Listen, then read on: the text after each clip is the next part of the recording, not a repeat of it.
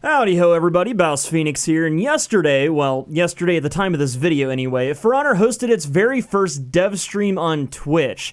They're calling it the Warrior's Den, and according to them, it'll be held weekly. I don't think they said the exact date and time, but I'm assuming this will be every Wednesday afternoon. I'll leave their Twitch page in the description below, so you can follow them and get a notification when they go live. Now, the dev stream they did was about 2 hours long, and there was a lot of information. 2 hours is a lot of time to spend watching a video, so a very diligent Reddit user was awesome enough to transcribe the high points of the streams for us, and I wanted to touch on some of those with a few of my own thoughts. Now, if you want to read the whole thing yourself, or maybe you do have 2 hours to watch a Twitch video, I'll leave both the link to the stream and the link to the post in the description below. Alrighty then, moving on. One of the first things they addressed was the outage from last weekend. Apparently it was a third-party issue and mass panic ensued, but to make it up to us, they're giving everyone free champion status this weekend, so if you've got an ult you've been itching to try, this weekend would be the time to do it.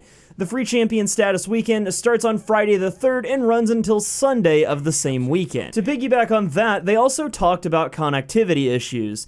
No real info on what they plan to do about them, but at least they're aware, I guess, which is something. To be honest though, how could they not be at this point? It's like the #1 gripe about the game. I mean, just last night, I was in 3 Dominion matches in a row that just suddenly ended when everyone had been kicked from the lobby mid-match. It's super frustrating, and I know you guys have had similar experiences, and in my opinion, this is the first thing they should be addressing in the next wave of updates. It doesn't matter how OP a Peacekeeper is if I can't even fight one. Moving on though, the game director and balance designer Roman made an appearance and discussed some of the reasonings for some of the changes we saw in the patch earlier this week. The big thing he mentioned that I really agreed with is that defensive play is a serious issue. And I'm sure you guys have had a match where your opponent literally just turtles up for the whole round. It's tedious, it's annoying, and it's boring as all hell. If someone is mechanically good at the game and their guard break counters are on point, there isn't a whole lot you can do to them if they want to be super defensive. This all being said, there isn't anything they can do about it immediately because an instant change like this could be catastrophic and seriously break the game. Additionally, Roman noted that the PK buff is actually a fix, and looking at her moveset and some of the things she couldn't do, I can pretty much agree with this. Before the patch, PKs didn't really have much of a reason to parry. They couldn't really get a max punish off one, but now they're able to take somewhat of an advantage of that mechanic in some small way. Regardless, they're currently keeping a close eye on PK's win-loss ratio, which brings me to the next point, the Lawbringer buff everyone is wanting right now. Essentially, characters are balanced off of the data that they receive.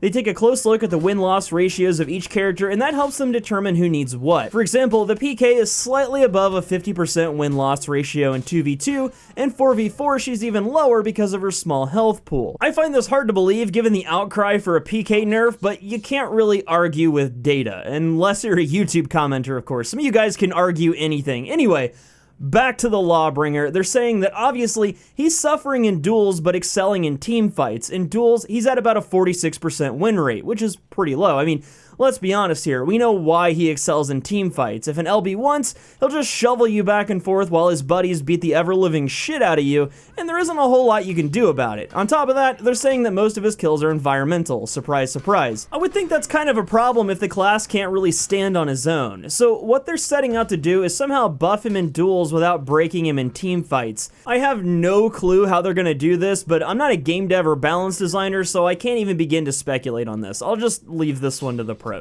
But aside from those two, they're going to be taking a look at nerfing Conqueror next, and I think the problem with him stems from the defensive gameplay.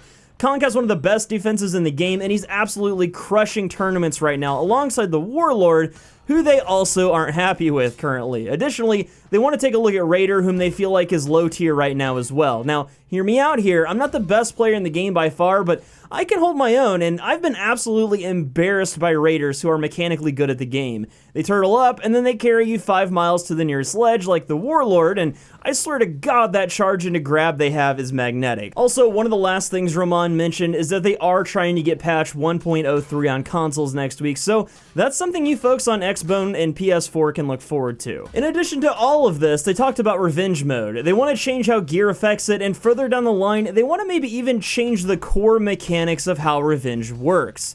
Personally, I think revenge should be removed from duels for sure, and I think a lot of you share that sentiment. How they do this though is anyone's guess, and they didn't state an ETA on when we'd even see those changes, so it might be a while. One of the last things they talked about, though, was the insane amount of rage quitters in matches. I'm sure you've all experienced this. You kill someone who thinks they shouldn't have died, and poof, the body disappears, and before you know it, there's 3 computer-controlled components on the other team. It sucks, and people are being massive crybabies. It's very rare for me anymore to play a whole match without someone quitting halfway through. So in response to this, they're looking at enforcing a penalty. No idea what it's going to be, but I've played some games with some pretty harsh penalties. If you quit during a match in the MOBA Paragon, for example, they wouldn't even let you play the game for a few hours. Like, you couldn't do anything but get past the start screen.